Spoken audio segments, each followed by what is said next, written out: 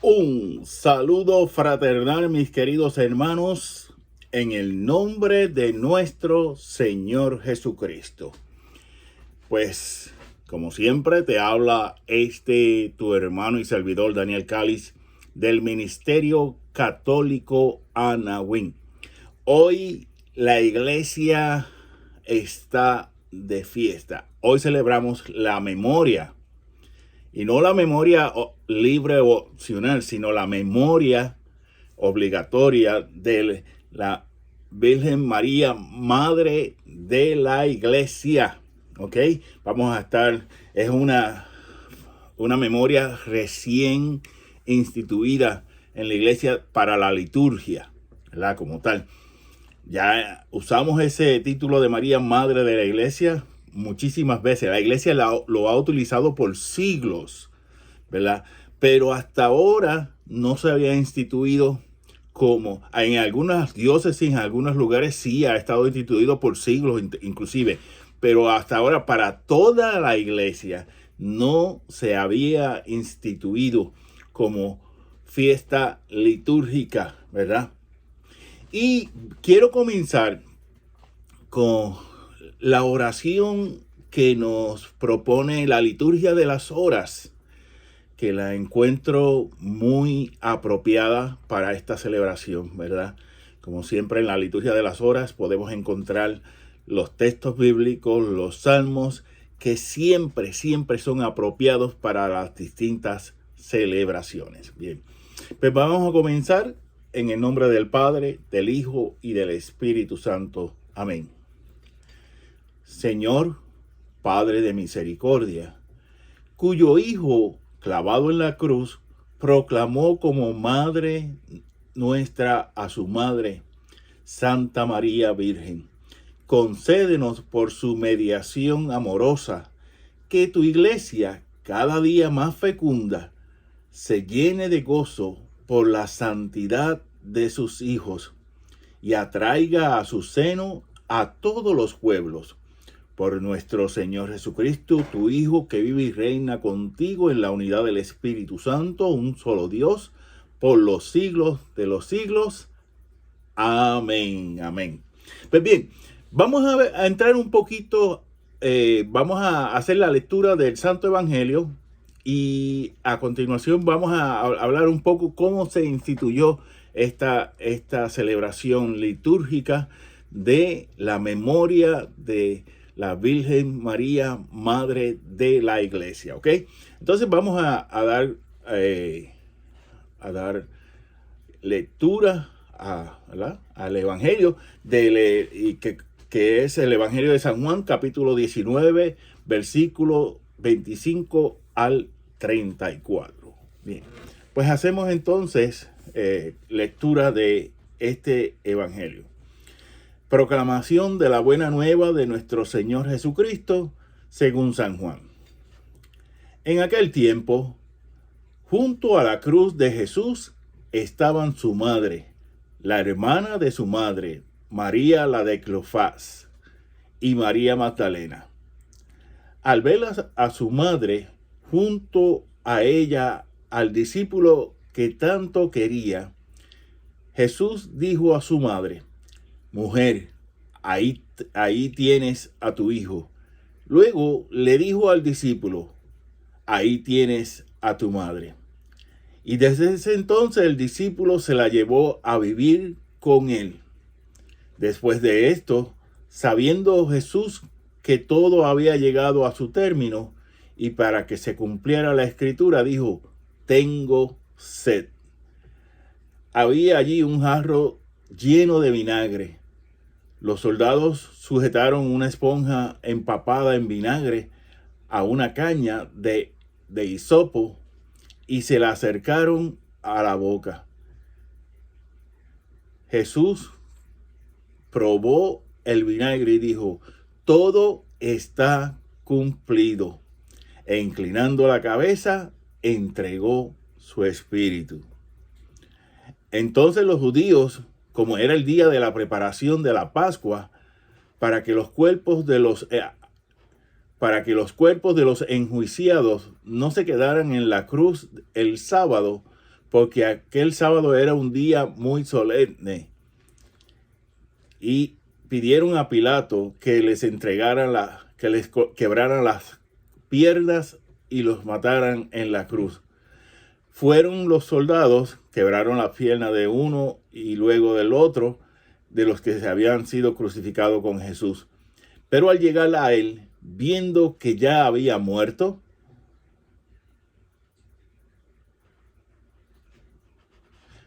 no le quebraron las piernas, sino que uno de los soldados le traspasó el costado con una lanza e inmediatamente salió sangre y agua. Palabra del Señor. Gloria a ti, Señor Jesús. Bien, bien, mis queridos hermanos, vamos a ir entonces, como ya dije, a explicar un poco cómo se instituye esta memoria de la Virgen María, Madre de la Iglesia. Bien, este año, como bien, hoy es 24 de mayo del 2021, ¿verdad? La Iglesia está celebrando a María, Madre de la Iglesia.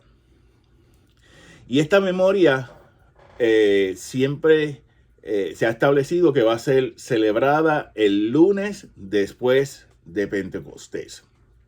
¿Ok? Aquí quiero hacer una salvedad personal. Yo grabé el sábado un video sobre Pentecostés y me salió un poco más de 30 minutos. Y por alguna razón, no, desde el mismo sábado y allá el domingo, y todavía está bajándose y no ha terminado. Facebook no me deja ponerlo porque tiene más de 30 minutos, pero estaba poniendo en YouTube. Y todavía, como dije, no ha terminado. Anyway, esa es la salvedad. Pero si lo puedo incluir, también lo voy a incluir con este video. ¿Ok? Ok. Entonces, esta memoria fue establecida, mis queridos hermanos, por la Congregación del Culto Divino y la Disciplina de los Sacramentos. Y fue establecida el día 11 de febrero del 2018, fue firmada por el cardenal Robert Sarrat, quien fuera en ese entonces el prefecto de esta congregación. También fue firmada por el arzobispo secretario Arthur Roche. ¿Ok? Esa es la firma. Aquí en el video, a la parte de abajo o arriba, dependiendo cómo lo ponga el video, pues voy a poner el enlace del documento que se escribió en la congregación para el culto divino y la disciplina de los sacramentos, mis queridos hermanos, ¿verdad? Entonces, quiero resumir así en lo más sencillo posible este documento, ¿verdad?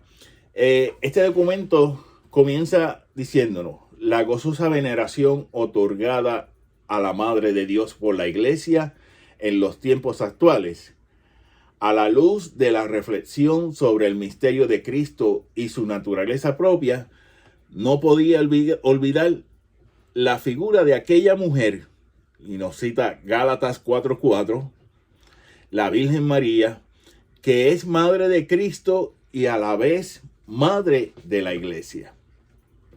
Entonces, más adelante nos dice este primer párrafo, ya de alguna manera presente en el sentir eclesial a partir de las palabras premonitorias de San Agustín y de San León Magno.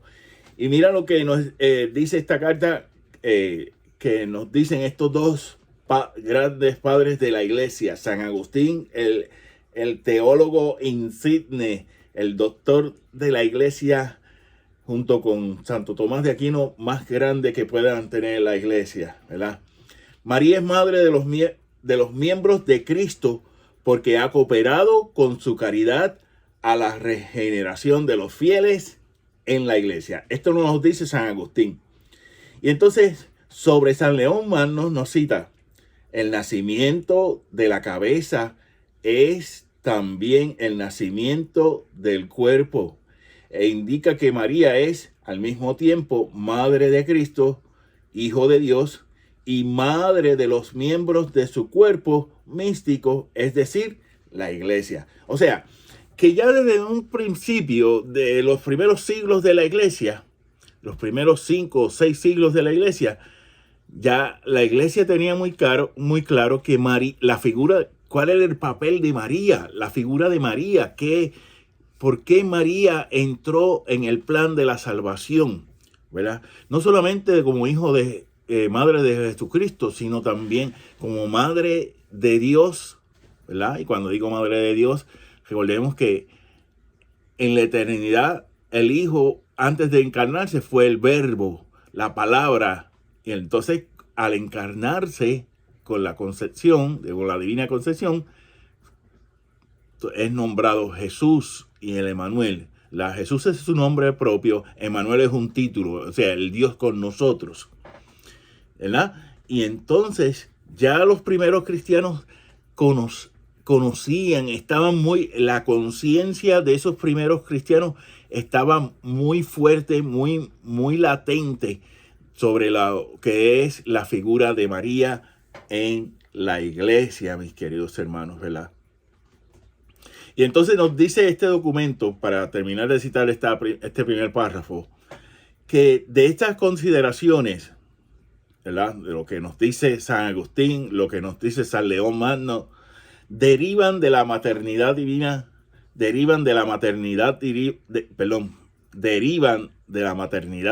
María y de su última unión a la obra del Redentor, culminando a la hora de la cruz. ¿Ok? María, por voluntad de Dios, se forma parte de esa redención. ¿Por qué? Porque en primer lugar es madre del Redentor, ¿verdad? Y de alguna forma es modelo para nuestra redención, es modelo para nuestra salvación, porque supo vivir, ¿verdad? Supo acoger esa redención y supo ganarse la salvación. ¿Ok? Y eso es bien importante tenerlo en cuenta. ¿Ok? El papel de María es la primera entre los santos. Después de Cristo es la primera entre los santos. ¿Ok? Porque así la tiene María, ¿verdad? En su veneración. La veneración de María es hiperdulía, o sea, superdulía. Y porque es la primera entre los santos, y lo de la veneración de los santos es el de dulía, o sea, como es una veneración, no se adora. Los católicos no adoramos a la Virgen María, no. Quien diga que un católico adora a la Virgen María está equivocado, simplemente está equivocado. Pues bien, voy a poner el enlace, y este documento concluye, ¿verdad?, de la siguiente forma. Nos dice: donde la celebración de la bienaventurada Virgen María, Madre de la Iglesia, ya se celebra en un día diverso con su grado litúrgico más elevado, según el derecho particular aprobado, puede seguir celebrándose en el futuro del mismo modo. O sea, que las liturgias de diocesanas, usualmente, de estos lugares donde se celebra por una u otra razón, ya sea de forma de fiesta o solemnidad, que son los rangos de la liturgia: fiesta, solemnidad, memoria. Esos son los 3 rangos de la liturgia, ¿verdad? Y ya sean por fiesta o solemnidad, pues se siguen celebrando de esa forma, y con el formato litúrgico que ya se ha establecido por la iglesia para esas celebraciones, ¿verdad? Entonces, vamos a hablar un poquito, ¿verdad?, sobre este evangelio que acabo de proclamar, San Juan, capítulo 19, versículo 25 al 34. Lo primero que quiero resaltar, mis queridos hermanos, ¿verdad? Es que nos dice el autor bíblico, al ver a su madre junto con ella al discípulo que tanto quería, Jesús dijo a su madre, mujer, ahí está tu hijo. Bien, vamos a hacer una pausa aquí y explicar. En la cultura judía, en la cultura semita, era bien común llamar a la madre como mujer, ¿verdad? Si yo voy a Puerto Rico, donde está mi mamá, y le digo mujer, ¡pa! ¿Qué tú te crees? Porque es distinto, porque es una connotación cultural distinta, ¿ok? Pero ahí decirle mujer estaba bien porque fue de acuerdo a la connotación cultural del momento. Bien, ok. Luego dijo al discípulo, ahí está tu madre. ¿Verdad? Desde entonces, el discípulo se la llevó a vivir con él, nos dice el texto. Otras versiones bíblicas nos dicen, desde entonces el discípulo la recibió en su casa. Esta última, para mí, mi opinión muy personal, ¿ok? No como experto, sino mi opinión muy personal, es más apropiada.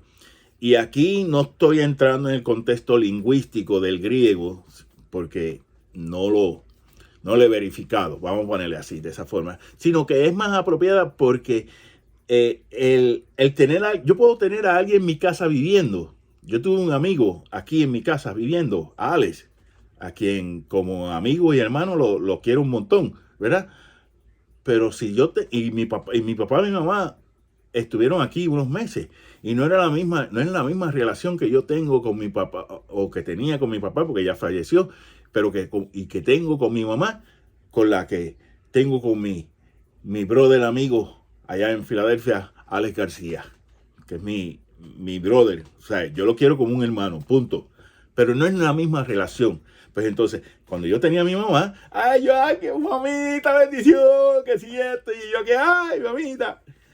Y ya, pues igual cuando voy a Puerto Rico, mami, ¿qué pasó? La quiero un montón.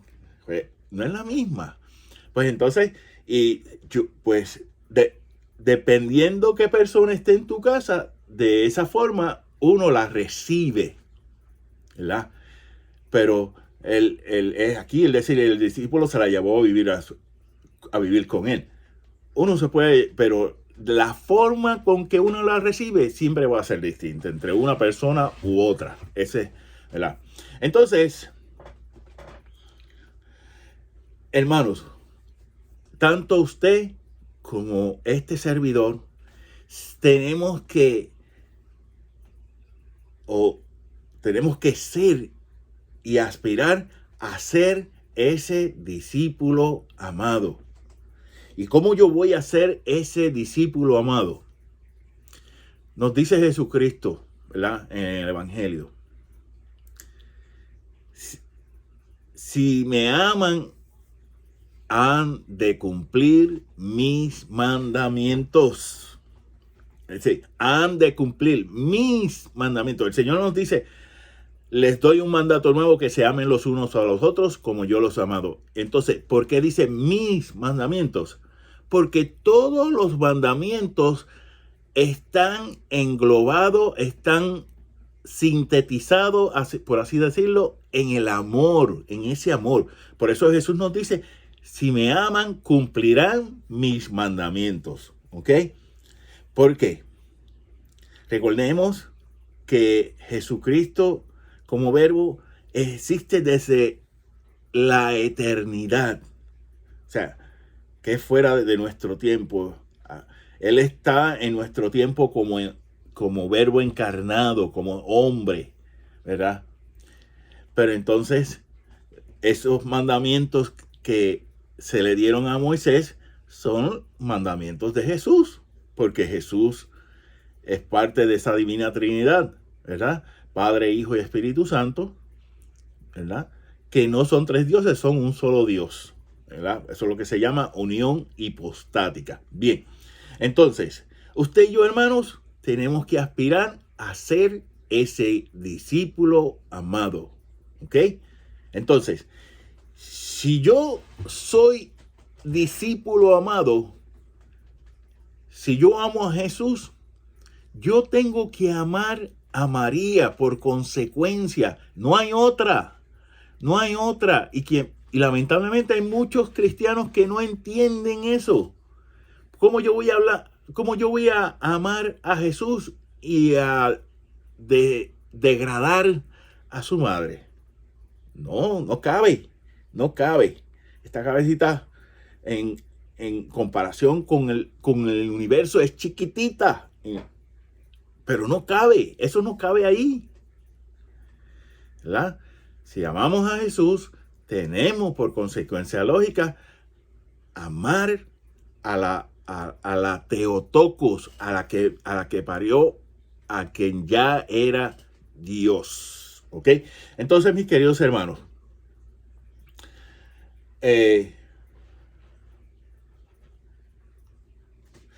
nos dice también el texto, mira, viendo que ya había muerto, no le cortaron las piernas. Y de esa, cuando le traspasaron el costado con la lanza, botó sangre y agua. La iglesia ha visto esto como una simbología, una representación de los sacramentos del bautismo con el agua y la sangre con el sacramento de la Eucaristía.